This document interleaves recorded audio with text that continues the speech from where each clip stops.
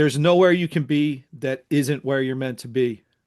From the Beatles song, All You Need Is Love. Sounds like a simple line, but maybe the perfect way to explain why the Beatles still matter, why their legacy still pulls us in, and why the stories behind the myth still need telling. And few people have chased those stories more passionately or more thoroughly than today's guest, David Bedford. David, how are you? I am good, my friend. It's great to be back with you. I just said it. I'll say it for the audience. After this episode, David holds the record for most appearances on the Bear Essentials podcast at three. Maybe I'll have to send you a trophy or something for that. That'll do. um, so, David, for those who may not have seen the previous episodes, you mind doing a brief intro of yourself? Yeah, for the last 25 years, I've been researching and writing about the Beatles. My first book with Liverpool, Birthplace of the Beatles, came out in 2009, and I thought that would be it. But suddenly people bought it, and now I've just published my ninth book, the one right behind me, The Beatles What If. Uh, I've been a consultant on two documentary films, consulting on a couple of television documentaries at the moment, lots of other projects, working on a play, and all these stuff, traveling around the world, talking about the Beatles, and the creme de la creme. I mean, I never would have dreamed it. I'm actually now playing with John's original Quarrymen as well as a member of the group. So life is good. Yeah, and you start telling me all that stuff, and in my mind, I'm like, I can't believe this guy comes on my show. Wow.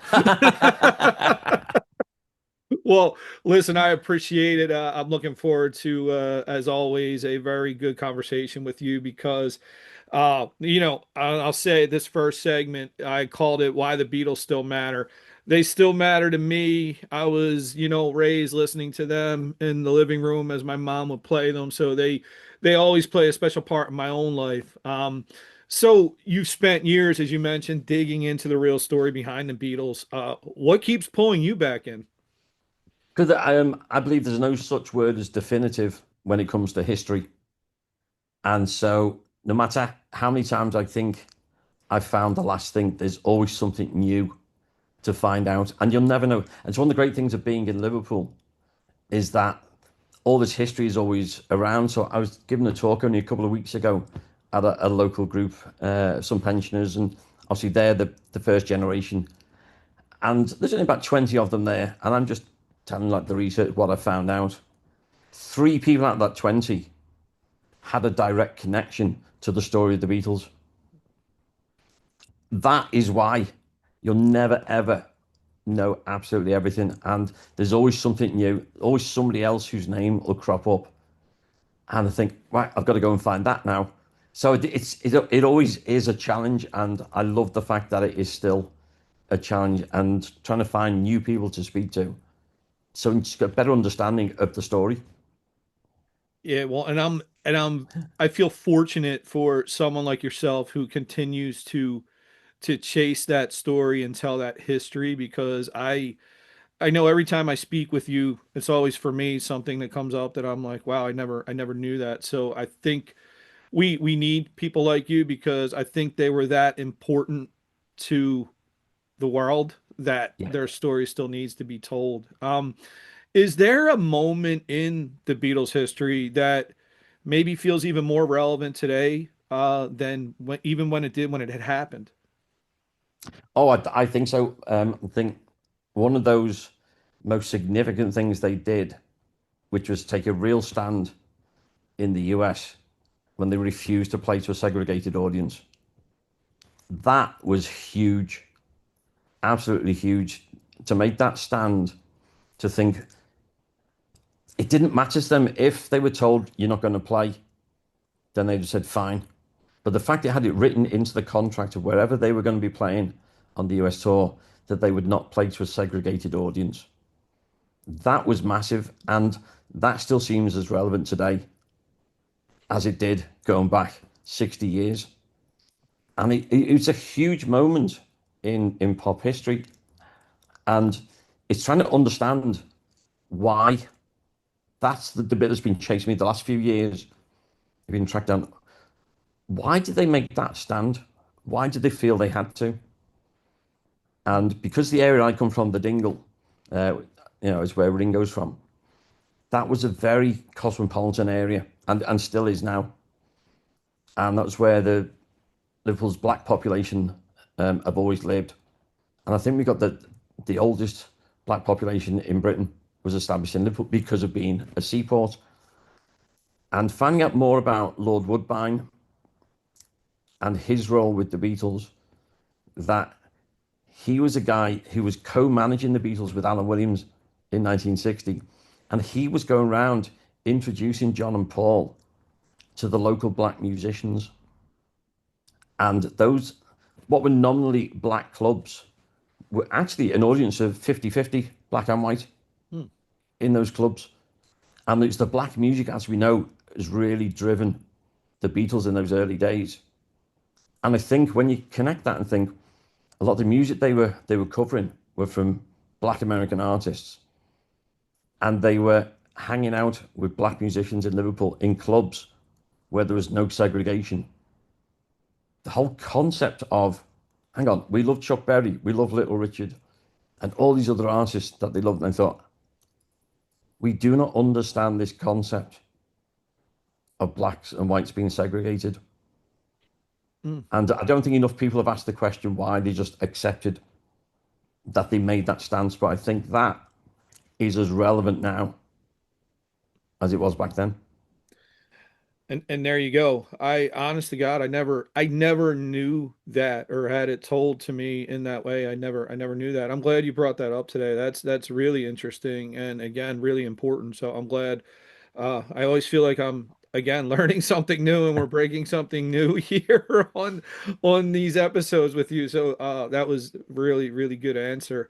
Um, so when you think about the Beatles and why they still matter, like we talked a little bit about it, I said even myself, and it's how important, they are to me, my life, my family.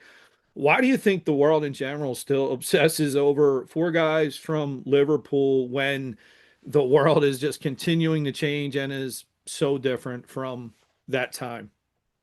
I think it's two things. I think it's one, it's the music, and good song will always be a good song. And if you can write nearly 200 good songs, there will always be good songs. So just as we'll keep talking about Mozart and Tchaikovsky and Beethoven, etc., because the music back then was so good and is still appreciated now. That's the category I think we're now into with the Beatles. I think we're looking at music history and cultural and social history with them now, with the changes that they brought about. Music changed forever with the Beatles. The fact you could have singer-songwriters forming bands and performing their own material, using promo videos. They were there at the very start, having lyrics included with an album. Sergeant Pepper's the first album ever to do that. Mm. They did so much to the music industry. So I think just from the music industry point of view, what they did changed how music was sold, how it was promoted. Brian Epstein contributed so much to that as a manager. He's still having these talent shows, American Idol, Mm. Pop Idol. We've got all these various ones.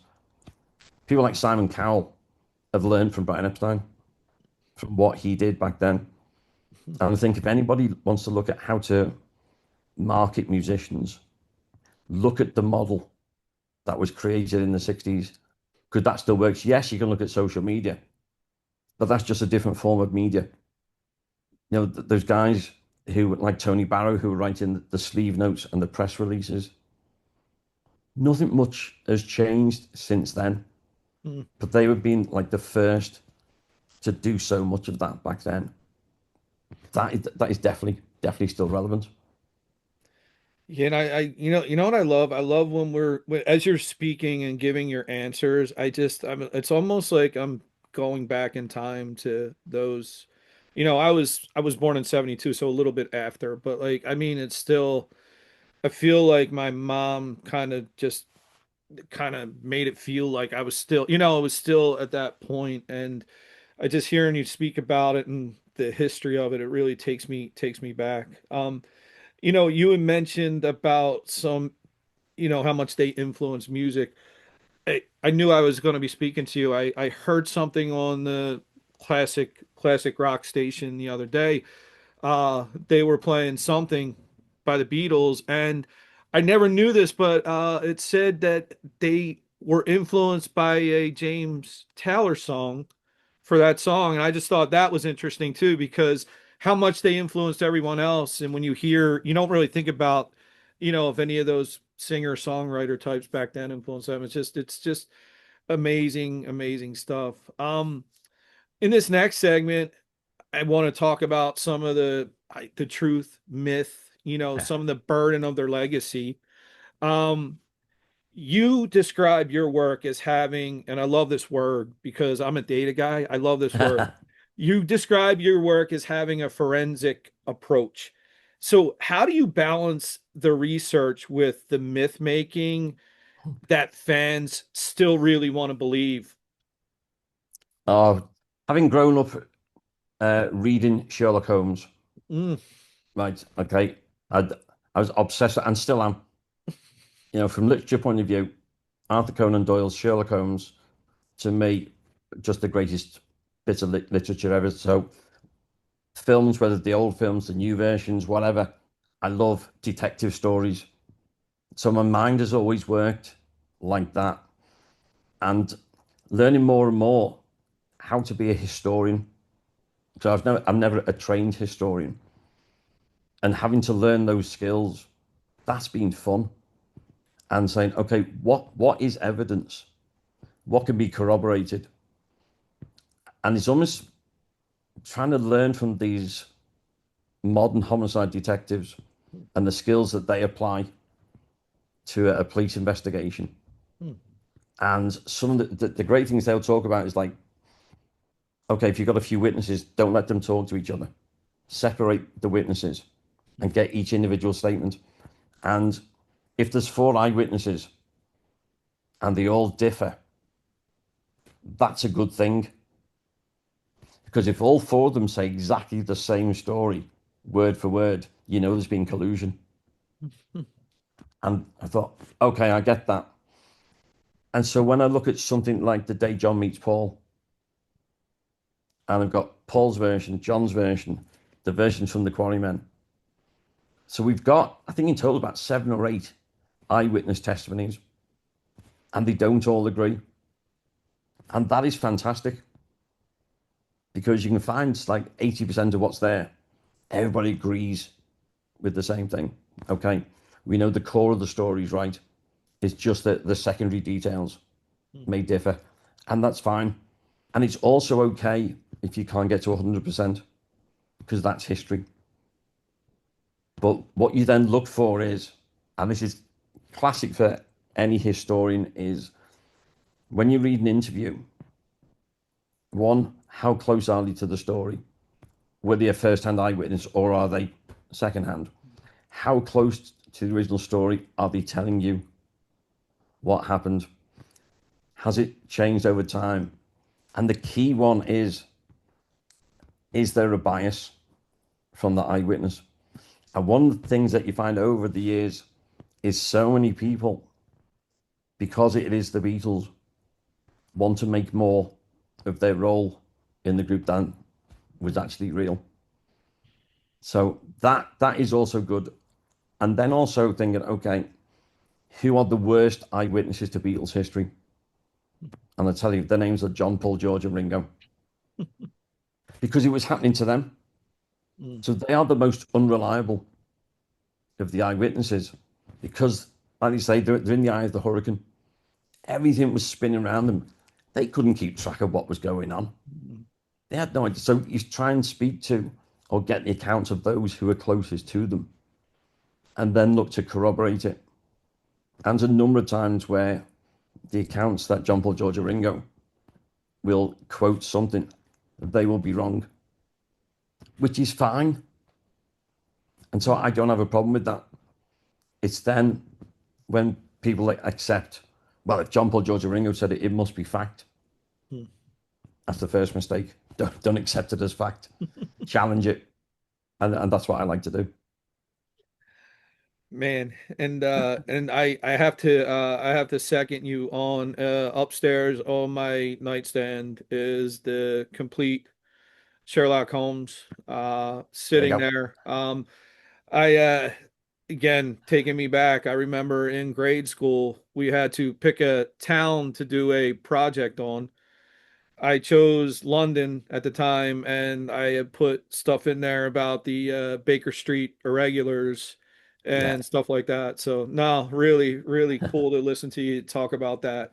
Um, so okay, so you talk about that approach, and them all maybe being the worst witnesses themselves. So, what's one commonly accepted Beatles story slash myth that's either false, misremembered, or misunderstood? How many, John? Just one? Yeah, let's give me your Yeah, favorite one. there's hundreds of them. Uh, my favorite one, and it was the wow moment.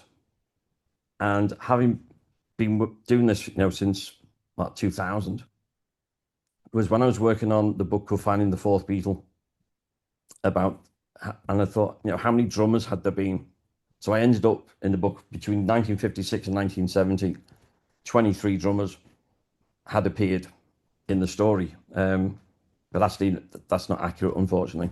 I found three more, so I've got to 26. But putting that to one side, when I was going through it, and obviously the main drummers are Colin Hanson with the Quarrymen, Pete Best with the Beatles, and then Ringo Starr. And the biggest story and the biggest myths perpetuated are all around how they got rid of Pete Best and brought Ringo in. Hmm. And so I thought, I've got to solve this. It had fascinated me since day one. And I ended up interviewing Brian Epstein's lawyer. And it's one of the most fascinating interviews I have ever done. He was just so interesting. And I was trying to work out because there are various accounts of when the Beatles went for the audition with George Martin. I think it was in Mark Lewison's Tune In book. He said he finally had the evidence to prove that they were under contract already. Hmm. And I thought, that didn't make sense to me at all. So I interviewed a different lawyer who'd had been the most senior lawyer in Liverpool. And I showed him and said, this is it. This is the evidence. Were they already under contract? Hmm. Now, one of the things that helped was before I got into doing all of this, I worked for an insurance company and I did a qualification in contract law, which has stayed with me. And I thought, this doesn't make sense. Hmm. And so I sat down with this other lawyer and said, this is what we've got. And we could prove they were not under contract. Hmm. What was misleading was that Brian had communicated to the Beatles, I've signed the contract with Parlophone. He had, but only he had signed it. Hmm. Parlophone EMI had not signed it yet. And there's four stages in the contract, which is the offer, the acceptance, consideration, which is the amount of money for that, and the intention to create a legal relation. And you went back and look at all the interviews from everybody who was there on the 6th of June 62. Everybody referred to it as an audition. Hmm.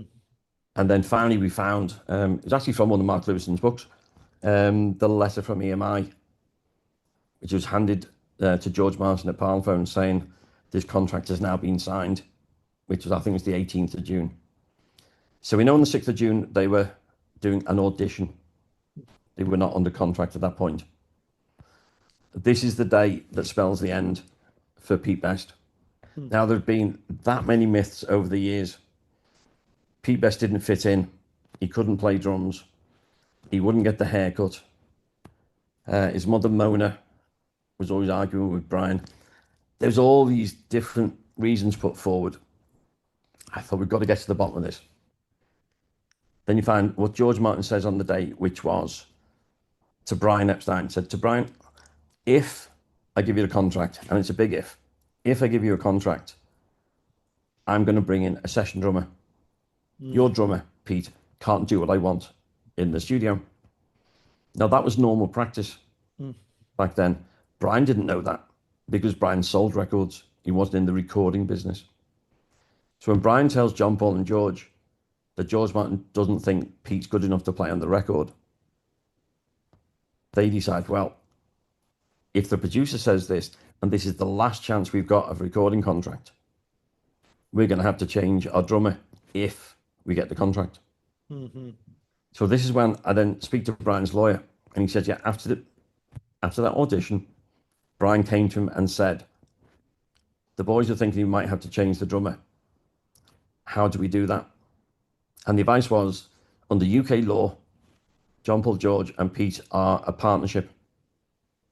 Now, I found also that at the end of 61, John, Paul, George, and Pete had signed a legal partnership agreement. And I interviewed the lawyer who drew that one up. So under UK law, you cannot sack a partner. Mm. You have to dissolve a partnership and start again. And it's only when talking to Brian's lawyer that the penny dropped on one of the biggest things we've accepted since 1962 was that Pete Best was fired. And he was fired by Brian. We just accepted that. Mm. As Brian's lawyer said, Brian couldn't fire Pete. You can only fire somebody you employ. Brian did not employ Pete or the Beatles. The Beatles employed Brian as their manager and agent. So when Brian takes Pete into the office, he doesn't sack him or fire him because he can't. Okay, so this has got my head spinning at this point. So we just accepted that Pete was fired and he wasn't. So that, to me, is the biggest myth. And what we then work out is, at that meeting between Brian and Pete, their recollection is almost identical word for word, which was, the boys want you out. And it's already been arranged that Ringo's going to join on Saturday. So the boys want you out. Your legal partners want you out of the group. And it's already been arranged that Ringo's going to join on Saturday. What's Pete supposed to think? I've been fired. Mm. But he was never told those words. He was meant to think he was. Mm. And actually, by one of Brian's friends, Joe Flannery, inviting Pete then to join another band, Lee Curtis and the All-Stars, legally, that's when Pete quits the Beatles. Mm. He was never fired. He was tricked into it. And finally, there's so many versions of this being put out, including by the four Beatles themselves. And I eventually have found one interview from Paul, who said, basically, it was a business decision. This was our last chance for a record deal. And even though Pete was great live, if our producer is now saying he's not good enough to play on the records, what choice did we have? Now, just explain it like that, I can't blame them for what they did. Mm. It makes, at their age, is the very last chance of a record deal. The finally they have clinched that deal. If the producer doesn't think Pete was good enough, they're thinking, well, we've got to get another drummer. Mm. That is the only reason why they got rid of Pete. Now, the myth then that's built up from that one is that, well, they always wanted Ringo anyway.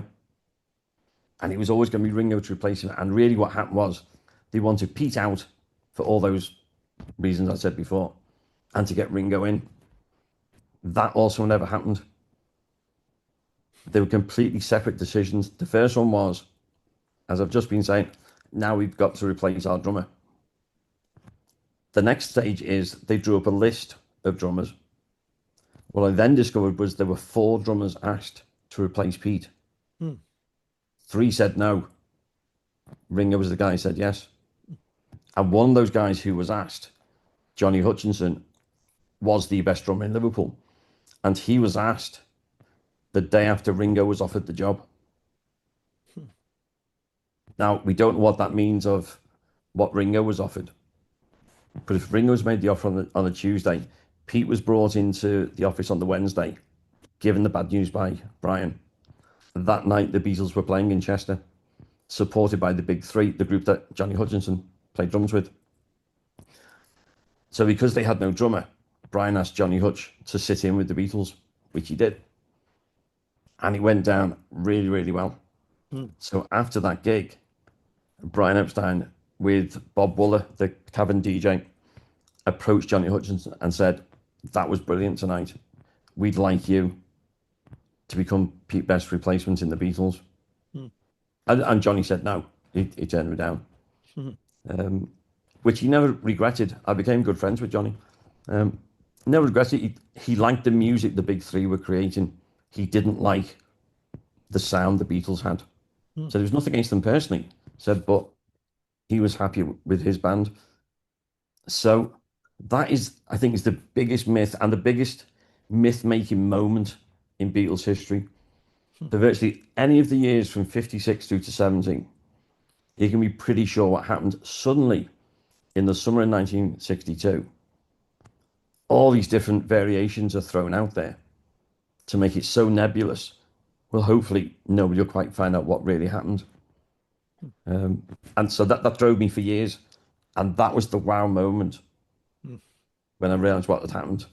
But my conclusion from the book was, yes, three said no, but Ringo was the right person. Absolutely the right person. A brilliant drummer who I still feel is underrated.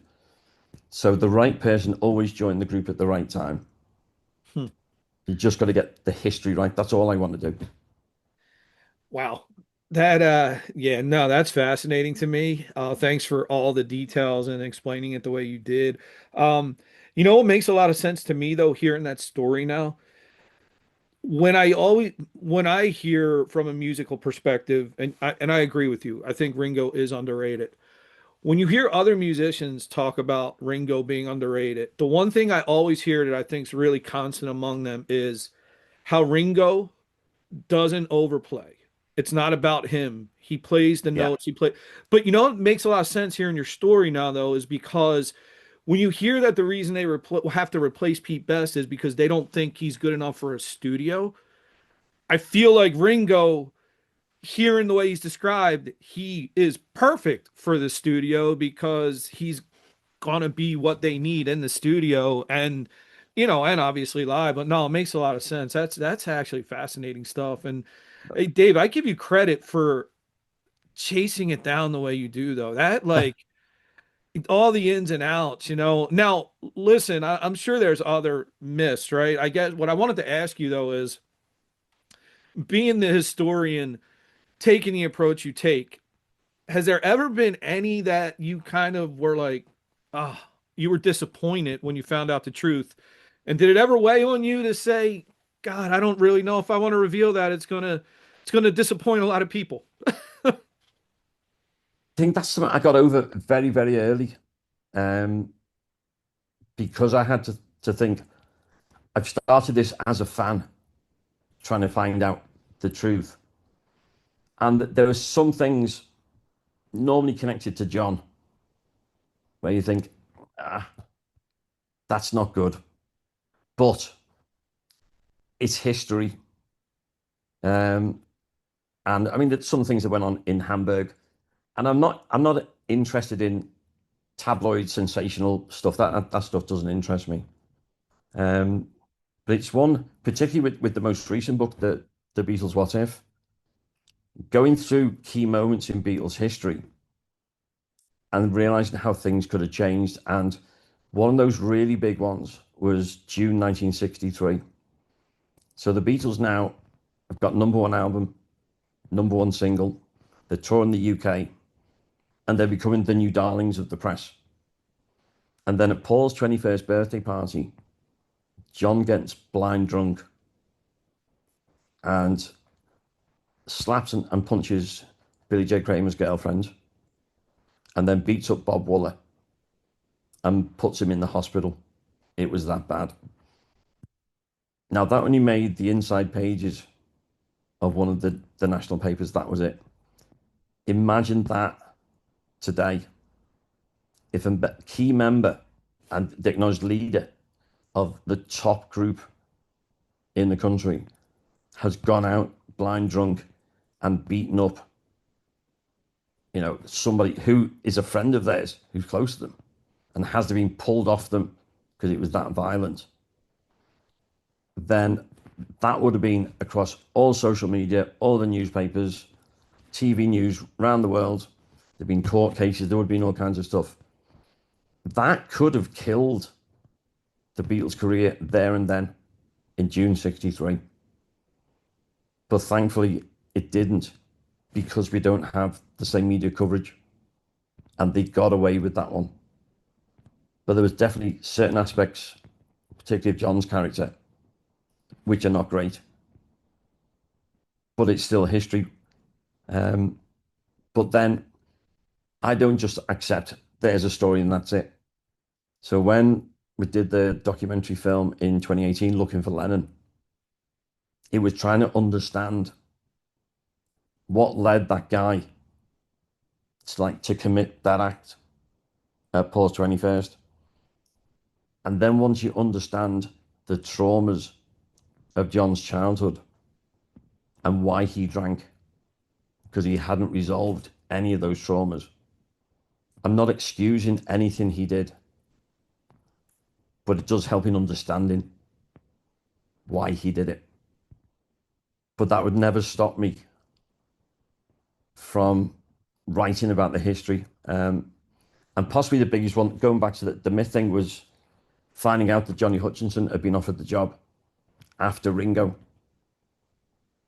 And I'm thinking, well, hang on, what does that make of what they thought of Ringo?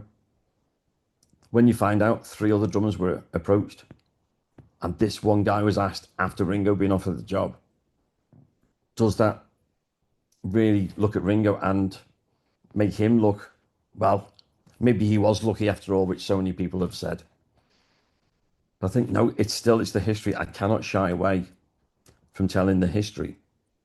But I don't just leave it there, which is why with that book, Finding the Fourth Beatle, it was how they arrived at Ringo and then why he is such a great drummer and the right person. So it's getting that nice balance between here's the history. Sometimes history doesn't always look good, and don't worship your heroes too much, but understand what has happened and why it's happened. So, David, hearing that answer, I'm just warning you because I'm already thinking about your fourth appearance on the show about I don't want to bog this one down and get so deep, but you have my mind racing about really wanting to peel back the layers on some of the John stuff. We'll save that for Yeah, sure. another episode because I think that is really fascinating to me. Um, well, I will ask you this because I was going to ask this anyway, but how did that book Looking for Lennon really stretch or challenge you as both a historian and the filmmaker?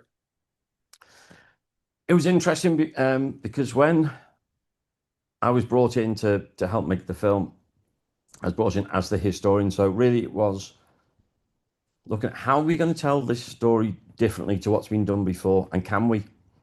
So Roger Appleton, who was the director, because I'd never been involved in making a film before, so I learned everything from him. We sat down and we watched every documentary that had ever been made about John. And it was amazing how few of them had people interviewed there who actually personally knew John. There's lots of these ones where they roll out a celebrity who would like to say how they've been inspired by John. Some of the ones we watched were like 30 years after John had been killed and do this big celebration.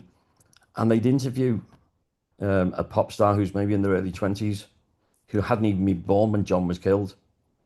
And you just think, right, there's no way we're going to copy those. Let's go back and look through all the people that I'd got to know, that I'd interviewed.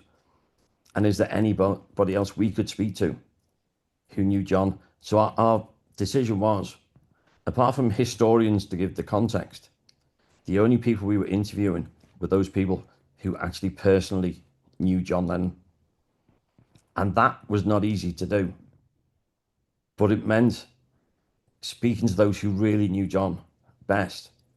And it was interesting, even though they couldn't come on film, but speaking to John's half-sister, Julia, who I've got to know over the years, and then speaking to 2 of John's cousins, and just getting some more of the stories out of them gave you a much better understanding Hmm. of John's childhood growing up. And then obviously talked with key one being Nigel Wally, one of John's friends from the age of 5, who grew up with him in Woolton and became Quarrymen manager and was a really good friend of John. So we got so much from him.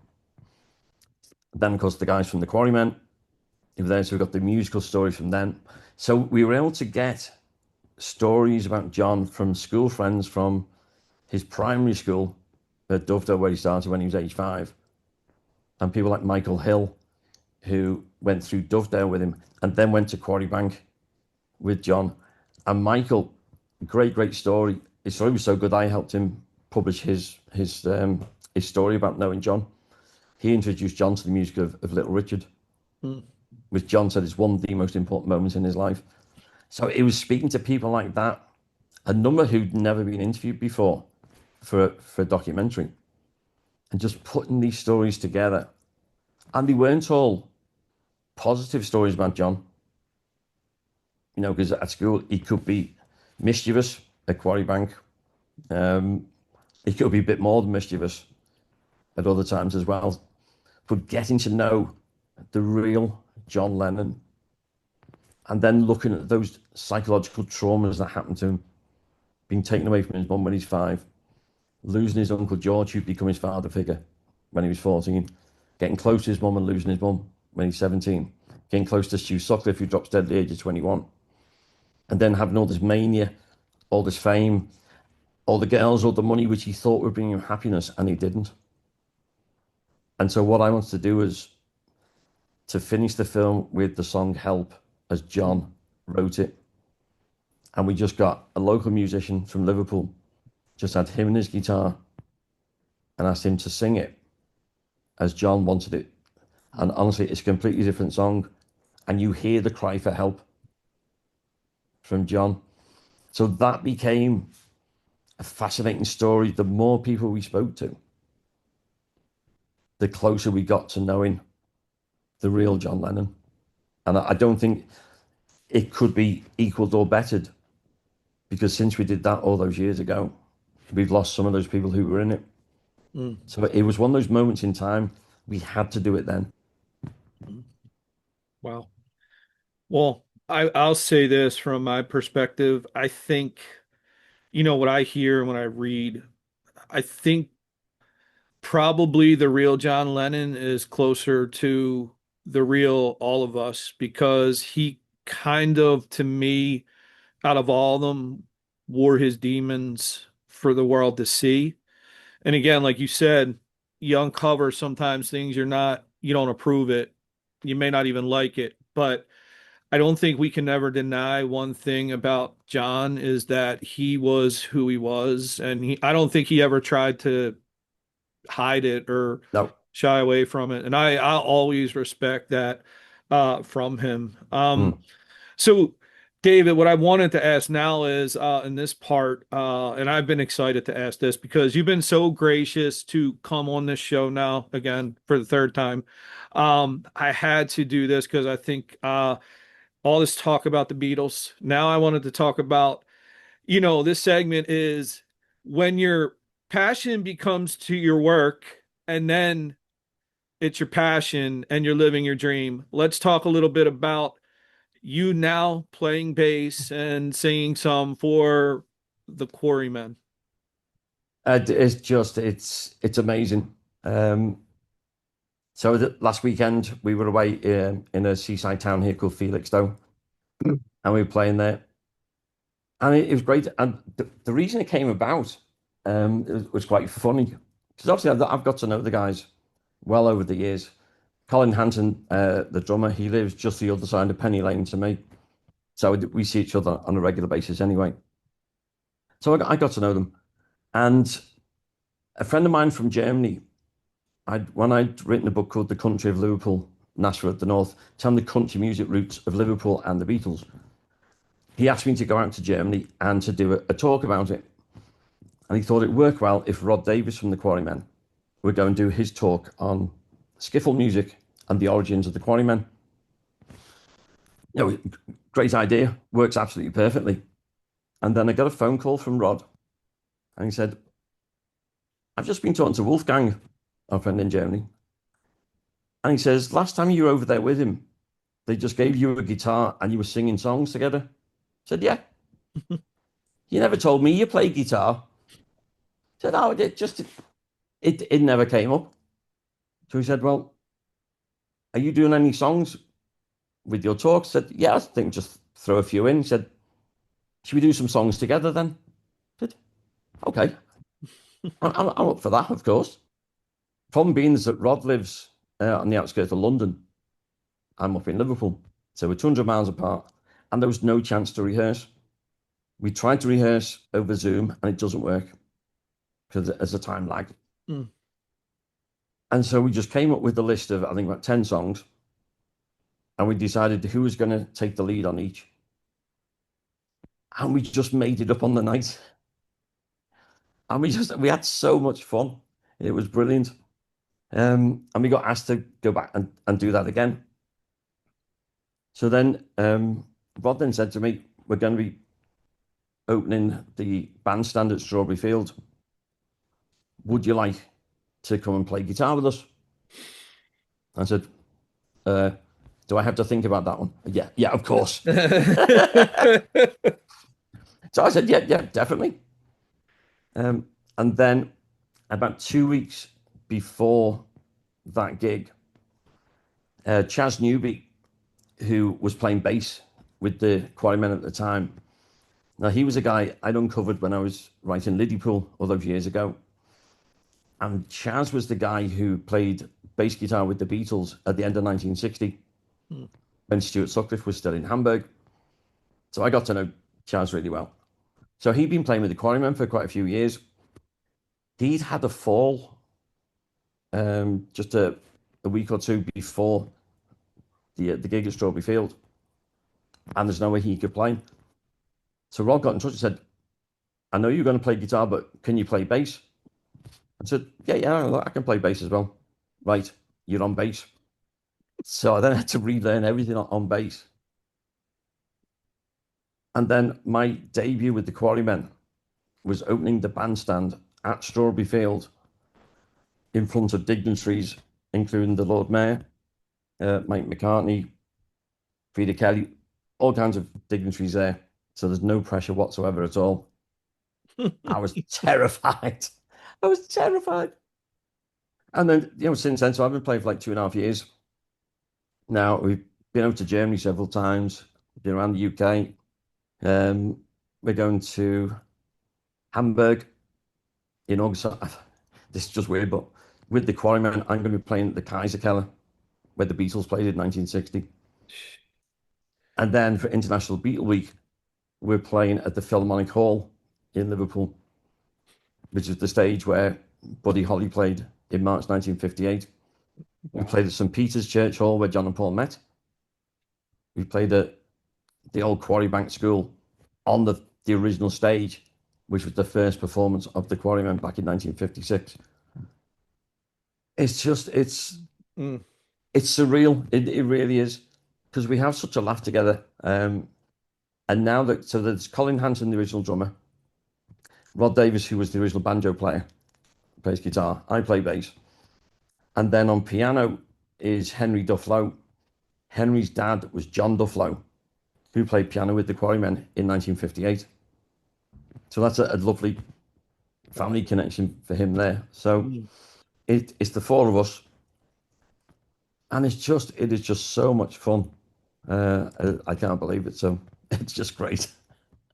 Man, I am, and I've listened, I appreciate all my guests that come on. And I will, I mean, and I'm not saying it right now because I'm interviewing you, but when I hear stuff like that, David, honestly, I'm just genuinely happy and thrilled for you because Thank you. you are such a genuine person. And oh God, I'm so happy for you, man. And I think Thank you you. deserve all of it. And just hearing you talk about it, it's a privilege to me because I can just see how you light up and it just, amazing, amazing stuff. It's fun. Well, listen, I always learn something when you're on. Now since this is kind of my reboot, I was, on hiatus for a couple months. I actually have a new section here that will be the first time you get to participate in this. Oh, It's rapid fire round. oh, Uh, First things that come to your head on these responses, all right? okay. Favorite Beatles deep cut.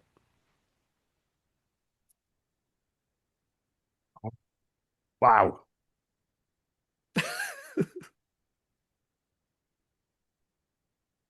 man. Oh,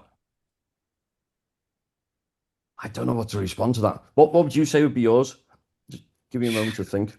It's funny. I'm going to be honest with you. I was thinking about this, and this is going to be bad, but I know I got to tell you, I think the album on vinyl I listen to most is Revolver.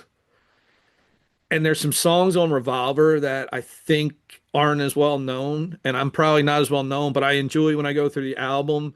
Mm, And I think the others, there's some stuff on Sergeant Pepper's that I just know it's like almost like they're messing around, but some of that stuff. But like yeah. I'll put those albums on vinyl and I just listen. I don't even know. I never thought about it myself. So it's kind of funny. We both It, stumped each other.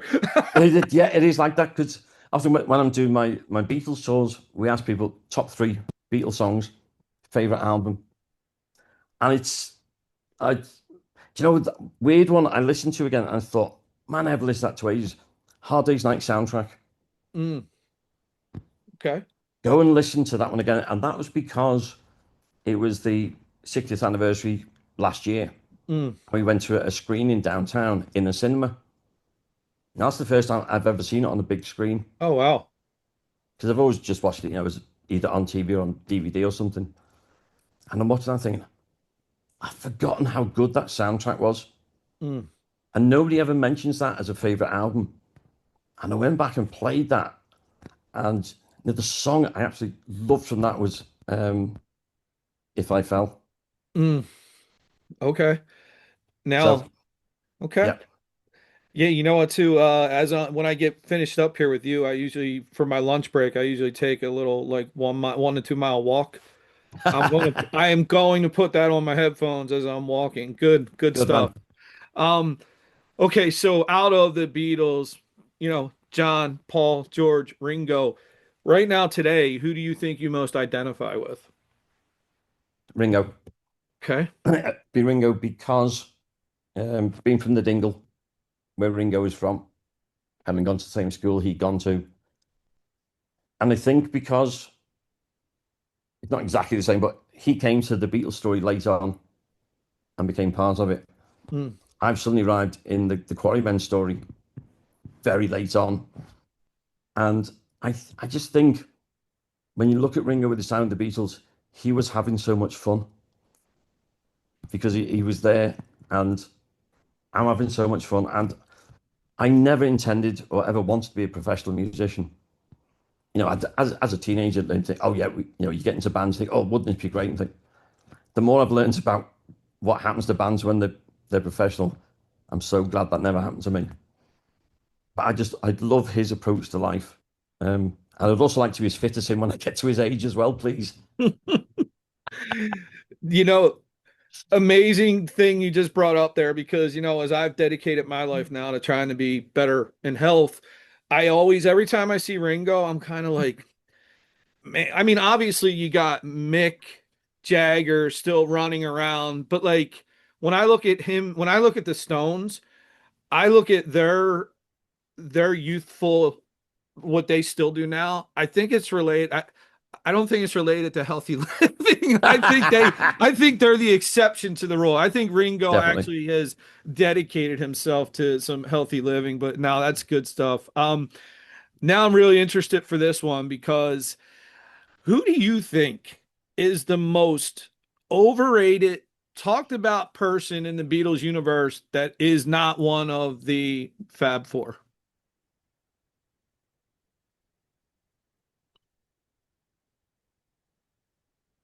Wow, that is a really tricky one. Really tricky one. Without wishing to offend anybody. Some people talk themselves into that position. And there was one guy, and I became good friends with him. was Tony Bramwell. He's a lovely guy. You know, he used to hang around with George as a kid and end up working Apple Records and stuff. But there were times when he wrote himself into some stories where he couldn't have been there. Mm, And I was thinking, the problem becomes when you get people that close to the story and you get their versions written down, then you put all those together and there's just no way all those accounts can be true. And particularly then, as I was saying at the very beginning, the Beatles are the most unreliable eyewitnesses. It's trying to judge between all those in the inner circle. And probably the most telling one is the fact that Neil Aspinall never wrote a book, kept a mm, diary, wrote everything down. But I don't think that would ever be published because he knows the real story. And mm, maybe that's a good thing that he hasn't revealed all of that.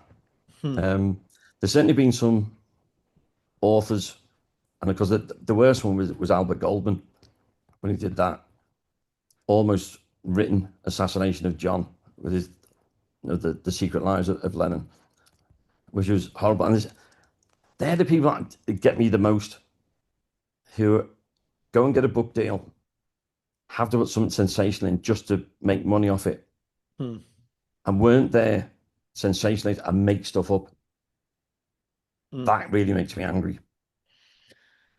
Well, that's why we need people like you who are doing it the right way. The truth is the truth, but to your point, and listen, I think at the end of the day, we've all probably experienced this in our lives.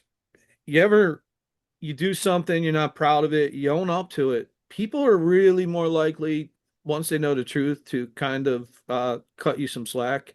Yeah, But so yeah, I get it. And we see that a lot nowadays too, with just in general the sensationalism. But yeah, yeah. it's a sad, sad thing. All right, well, you're almost through. The last one I got is, and this is gonna be a tough one, but at the end of the day, people remembering David Bedford. What's the one Beatles song or lyric you hope they most associate with your life and your work?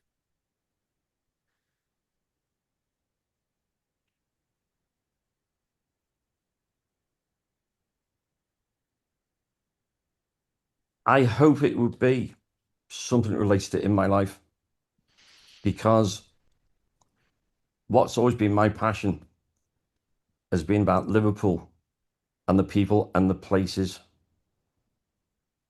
And a lot of those have been on the journey with me, those that weren't there for the whole journey, who I will never forget. And the reason I do this is not to make money, because trust me, very few authors make money, but we do it because we love what we do.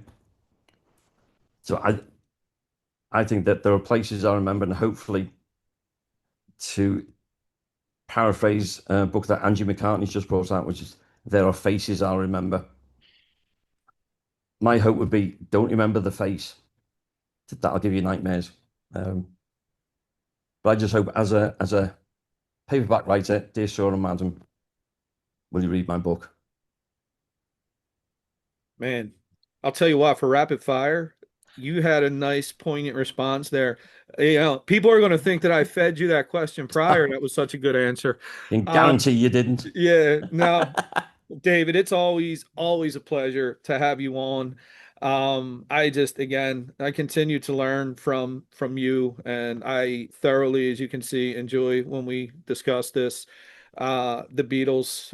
And I think again, let's keep learning and discovering more, David, because it's Yep. people like me that is I want to learn as much as I can and about them, and you're doing great work. Anything you got going right now that you want to where people can check you out, or you want to plug anything? Yeah, definitely. So the book with the title right behind me, The Beatles What If, just launched it in New York in March. Mm, And we look at 70 key moments in Beatles history where things could have worked out differently. So you can find out if you come to either thebeatleswhatif.com, or you come to my normal website, which is davidabedford.com. That has links to my books, YouTube channel, podcast interviews I've done, everything, the Beatles tours that I do, whatever, it's all on there. So davidabedford.com is the easiest place to find me. Awesome. And I'm making you a promise right now when I'm done. I'm going online and I'm going to purchase the book. Thank you. Because yeah, I'll keep that right up next to my Sherlock Holmes Yeah, novel for my on my nightstand. So, well, David, listen, I can only hope that at some point, maybe as you do more with the Quarrymen, if you ever get over stateside here, please let me know because I would definitely love to come and check out the Quarrymen and meet you in person. It would be that'll an be great. honor.